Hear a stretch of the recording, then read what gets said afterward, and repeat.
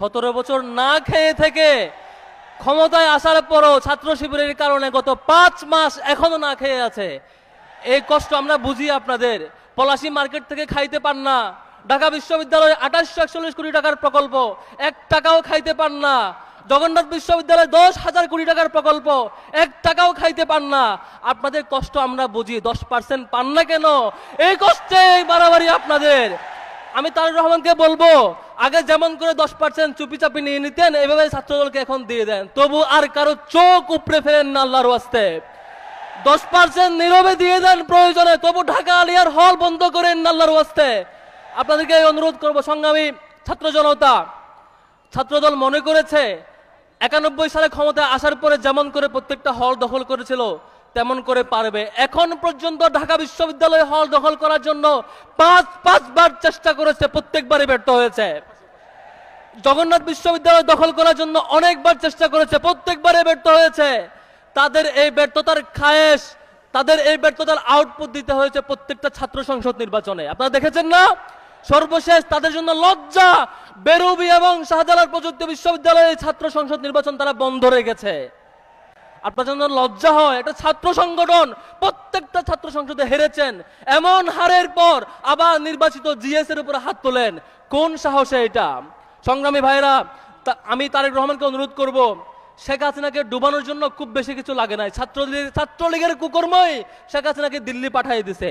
আপনি তারেক রহমান ট্রাফিক সিগন্যালে দাঁড়িয়ে থাকেন জনপ্রিয়তার জন্য, আপনি তারেক রহমান নিজে গিয়ে খাল খনন করেন জনপ্রিয়তার জন্য, এই জনপ্রিয়তা থাকবে না। ছাত্র দলের কর্মের কারণেই আপনার পতন সুনিশ্চিত দেখা যাচ্ছে।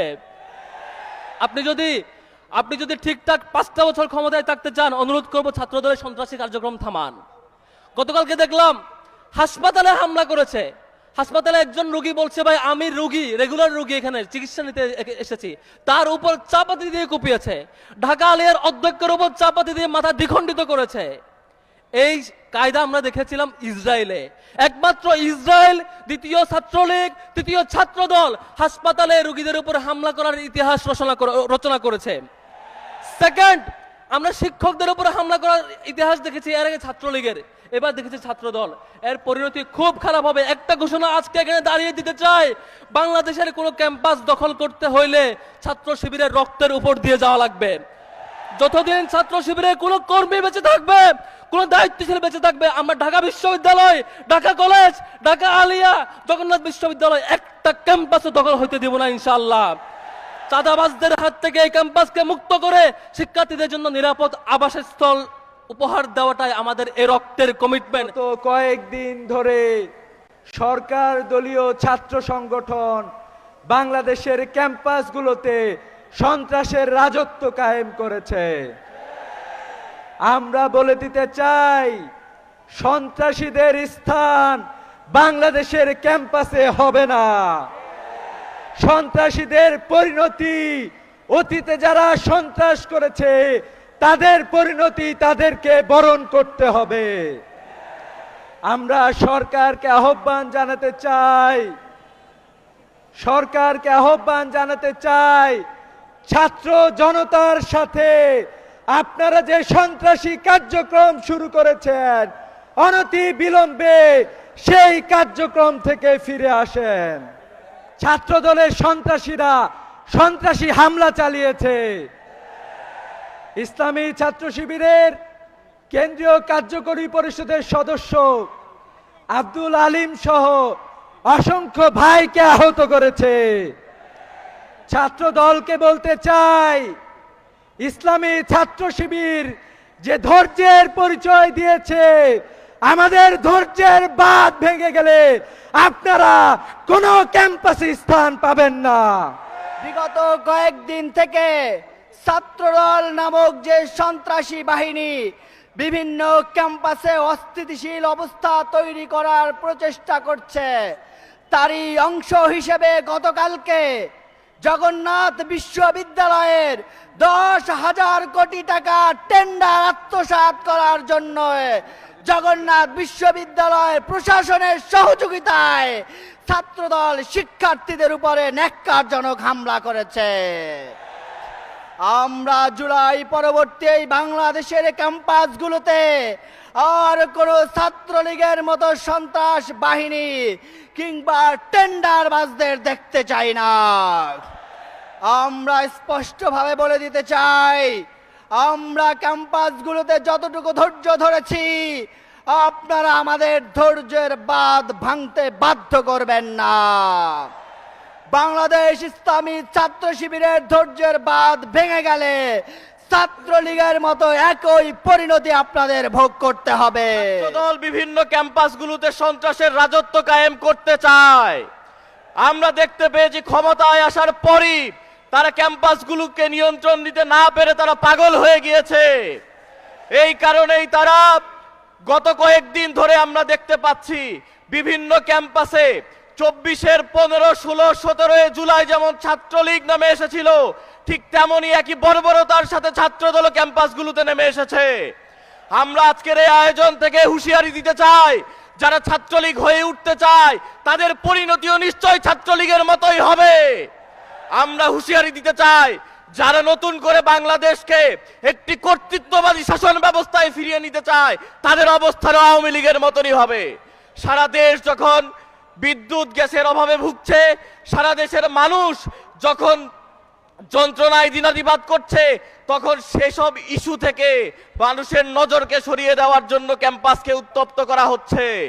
আমরা স্পষ্ট করে বলতে চাই, এই ধরনের খেলায় আর মানুষ বিশ্বাস করে না। আমরা বলতে চাই, যারা এই ধরনের নোংরা খেলায় মেতে আছে তাদেরকে দেশের মানুষজন প্রত্যাখ্যান করেছে, তারা জনবিচ্ছিন্ন হয়ে গেছে।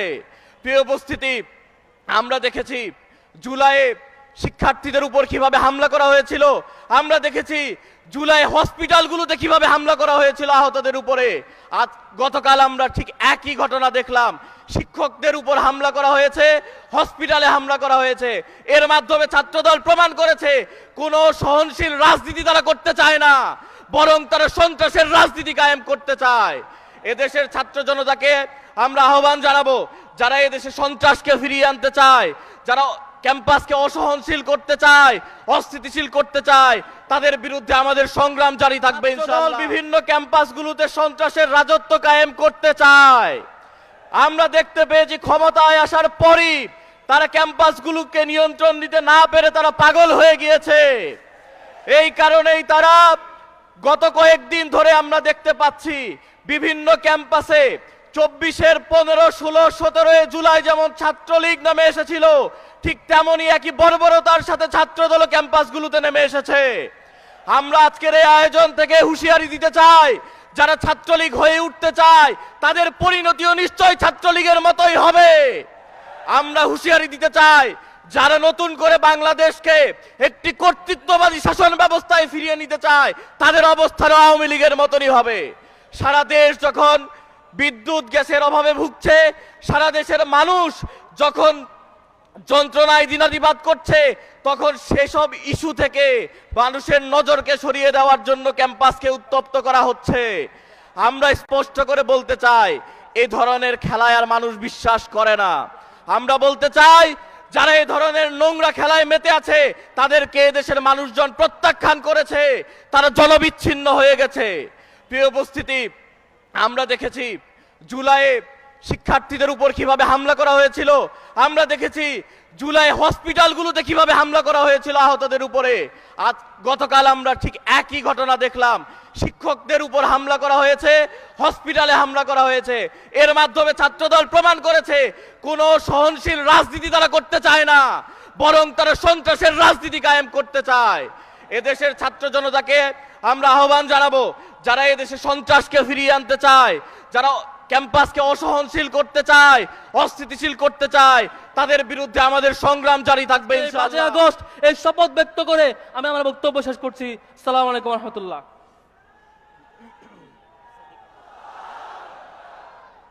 সম্মানিত উপস্থিতি, এ পর্যায়ে আমাদের সামনে বক্তব্য নিয়ে আসছেন ডাকসু ভিপি, ঢাকা বিশ্ববিদ্যালয়ের সহ ঢাকা শহরের জনপ্রিয় নেতা, বাংলাদেশ ইসলামী ছাত্র শিবিরের সাবেক আন্তর্জাতিক সম্পাদক ডাকসু ভিপি সাদিক কায়েম। আউযু বিল্লাহি মিনাশ শাইতানির রাজিম।